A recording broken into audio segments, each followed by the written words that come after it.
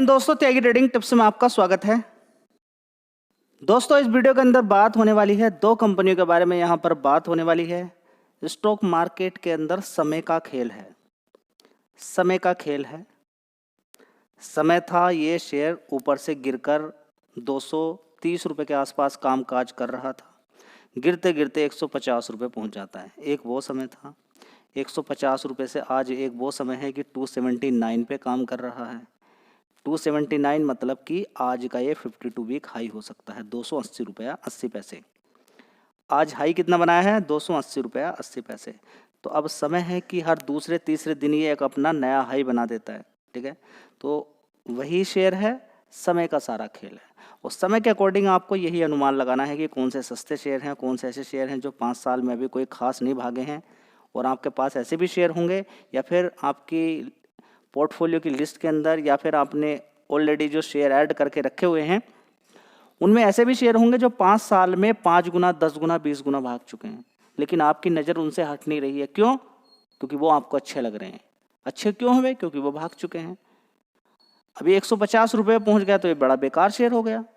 नीचे पहुँच गया था ना 150 रुपये पे, तो बड़ा बेकार शेयर हो गया होगा। अब ये 5 साल में भागा नहीं है तो ये तब भी बेकार हो गया होगा आपके लिए।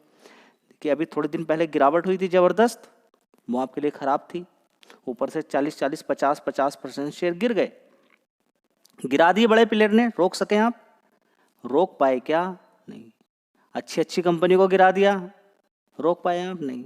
तो समझ में आ गया कि बड़े प्लेयर की पावर इतनी तगड़ी है कि आप रोक नहीं पाएंगे। आपके पास भी पावर है, उसके पास गिराने की पावर और शेयर को भगाने की पावर है। आपके पास भी पावर है। देखिए, आपके पास 10,000 रुपया है एग्जाम्पल के तौर पे। आपका मन है किसी एक कंपनी में लगा दें, आपका मन है कहीं पर भी लगा दें, आपका मन है इन 10,000 को एक ही कंपनी के अंदर 1,000 रुपया करके 10 बार में लगाएं। और आपका मन है तो आप चाहो तो अलग अलग 10 कंपनियों में 1,000 रुपया लगाएं। और आपका अगर मन है तो जब भी पर्टिकुलर एक कंपनी में पैसा लगाओगे 1,000 रुपया, तब 200-200 करके लगा रहे हैं। ये भी एक तरीका है। तो ये तरीका जो हो गया 10,000 रुपया 10 कंपनी, एग्जाम्पल के तौर पे बता रहा हूँ कि 10 कंपनियों में आपने 1,000 रुपया लगाया, मतलब कि रिस्क को जीरो कर दिया लगभग आपने। रिस्क खत्म, क्योंकि 10 कंपनियां एक साथ थोड़ी ना डूब जाएंगी। ठीक है, तो स्टॉक मार्केट के अंदर पैसा डूबता नहीं है कभी भी, अगर आप चाहो तो। और चाहो तो कॉल पुट इंट्राडे खेल कर उल्टी सीधी कंपनियों में काम करके अपने आप को बर्बाद कर लो। यहाँ पर ऐसे ऐसे शेयर भी हैं जो गिरावटें होती रहती हैं उनके अंदर, लेकिन कंपनियाँ ख़त्म नहीं होती हैं। देखिए, गिरावट का मतलब कंपनी ख़त्म नहीं है। सबसे पहले तो दिमाग से ये निकालें। जब भी कभी गिरावट होती है तो आपको लगता है कि पैसा ख़त्म नहीं, समय ले सकता है, वो टाइम ले सकता है। तो उस गिरावट का फ़ायदा लेना आपको आना चाहिए।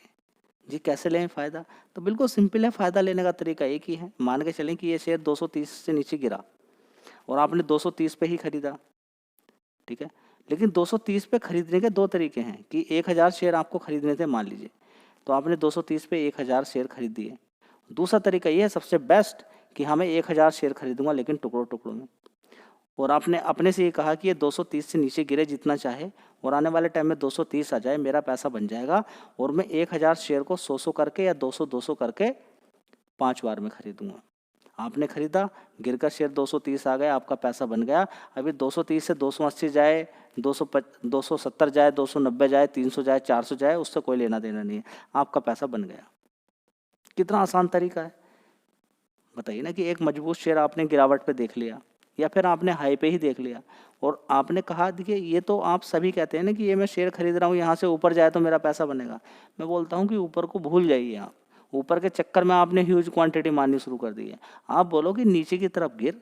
तो ओवरऑल मिला के जहाँ से शेयर गिर रहा है, जहाँ से आपने खरीदना शुरू किया है, वो जितना ज़्यादा नीचे गिरेगा आपका फ़ायदा होगा। बस वो शेयर वहीं तक आ जाए जहाँ से आपने खरीदना शुरू किया। तो मान के चलें कि 230 था, 230 से आपकी कोशिश यही थी कि ये 260 जाए, 300 जाए, 400 जाए। मैं बोलता हूँ भूल जाइए उस चीज़ को। ठीक है, बन रहा पैसा बन जाएगा। तो गिरावट से क्यों नहीं पैसा हम बनाते, बताइए ना। क्योंकि गिरावट में थोड़ा थोड़ा खरीदना पड़ेगा और आपको तो बस एक बार में ही खेल ख़त्म कर देना है। तो सबसे बड़ी दिक्कत वाली बात है। ठीक है, तो ओवरऑल मिला के देखेंगे इस कंपनी की, अगर देखें तो सब्सिडरी कंपनी थी इस कंपनी की, जिसमें दिक्कत परेशानी चल रही थी। आरबीआई ने रिस्ट्रिक्शंस लगा दिया कि भाई आप लोन नहीं बांटेंगे किसी तरह का। ठीक है, तो उस समय थोड़ी सी दिक्कत परेशानी हुई, शेयर नीचे गिरता चला गया। उसके बाद देखिए यहाँ पर क्या है कि अब कंपनी के अंदर देखें तो रिस्ट्रिक्शंस जैसे ही हटा आरबीआई के द्वारा, फिर शेयर वहीं पर आकर खड़ा हो गया। अभी हाल फिलहाल में देखेंगे कि आरबीआई ने गोल्ड लोन वाली कंपनियों पे थोड़ा सा टर्म एंड कंडीशन ज़्यादा लगा दी थी कि लोन बांटते समय ये सारी कंडीशन आपको फुलफिल करनी है, ठीक है। लेकिन अभी क्या बोला कि 2 लाख रुपए तक इतनी ज़्यादा टर्म एंड कंडीशन नहीं है, एक प्लस पॉइंट हो गया। दूसरा, अभी रेपो रेट कम हो गया, यानी कि आरबीआई से बड़े आसान तरीके से आप पैसा ले सकते हैं। दूसरा, सीआरआर कम हो गया, मतलब कि अब फालतू का ज़्यादा पैसा नहीं रखना है, जो एफडी के रूप में पैसा आएगा वो उसको फालतू में इतना ज़्यादा नहीं रखना है, वो मार्केट में लोन के रूप में बांट सकते हैं, ठीक है। तो 4% से 3% हो गया, बहुत अच्छी बात है। इसी तरह से रेपो रेट अभी देखिए 5.5% रह गया, ठीक है। पहले कितना था, 6.5% था, ठीक है। तो ये सारे डेवलपमेंट हुए हैं जिसकी वजह से फाइनेंस वाली कंपनी के अंदर तेजी बन रही है। दूसरी बात अगर बात करें तो गोल्ड के प्राइस ऊपर ही हैं, यानी कि गोल्ड कोई रखकर लोन लेगा तो आसानी से उसको ज़्यादा लोन मिल सकता है। और तीसरी बात यही है कि इस कंपनी के अंदर पिछले 5 साल में कोई खास तेज़ी नहीं बनी है। फिलहाल देखिए कंपनी के Q4 के रिजल्ट्स उतने अच्छे नहीं आए, फिर भी शेयर के अंदर तेज़ी बन गई है। तो मार्केट को समझना बहुत बड़ी बात होती है, क्योंकि Q4 के रिजल्ट्स के बाद तो बहुत सारे लोग बेच के ही निकल जाएंगे। इसके अंदर दिक्कत परेशानी हुई थी तब लोग बेच के निकल गए होंगे, ठीक है। लेकिन समझना उस सारी चीज़ को कि इन सारी चीज़ों की वजह से कंपनी ख़त्म नहीं हो रही है। और कंपटीशन की बात करें तो उसके अकॉर्डिंग बिल्कुल ठीक है। तो ये सारी चीज़ें आप देखेंगे तब आपको पता चलेगा। चलिए दोस्तों, यहाँ पर हीरे निकालने पड़ते हैं स्टॉक मार्केट के अंदर। हीरे छिपे पड़े हैं, हीरे गिरे हुए रहते हैं, उन्हीं में से ये आपको हीरे निकालना है, ठीक है। अब ये शेयर भी देखिए गिर गिर कर ऊपर की साइड से गिर गिर कर नीचे की साइड में 95 रुपये तक पहुँच गया था। कितना, 95 रुपये तक पहुँच गया था। इसी भाव के आसपास ये शेयर था। आप थोड़ा सा चार्ट पैटर्न देखेंगे तो शेयर कितने का था, यहाँ पर आप देखिए 283 रुपये का 2024 के अंदर। कितना, 283। वहाँ से गिरता गिरता गिरता कितना पहुँच जाता, देखिए कोई रोक पाएगा इतना, कितना नुकसान कोई झेल पाएगा कि 274 रुपये का शेयर है, गिरते गिरते नीचे की साइड में शेयर पहुँच जाता है नीचे, देखिए कितना, 93 रुपीज़ तक।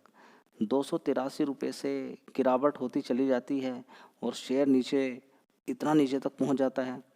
तो देखिए 250 रुपये से अगर 93 रुपीज़ के आसपास पहुंच गया, दिमाग ख़राब होना शुरू हो जाएगा, ठीक है। लेकिन बात करें यहाँ पर देखिए तो 90 रुपये से देखेंगे यहाँ पर कि शेयर के अंदर तेज़ी बनी, और तेज़ी बनते बनते शेयर ने बड़े प्यार के साथ सभी लोगों को 50% के रिटर्न बना के दे दिए।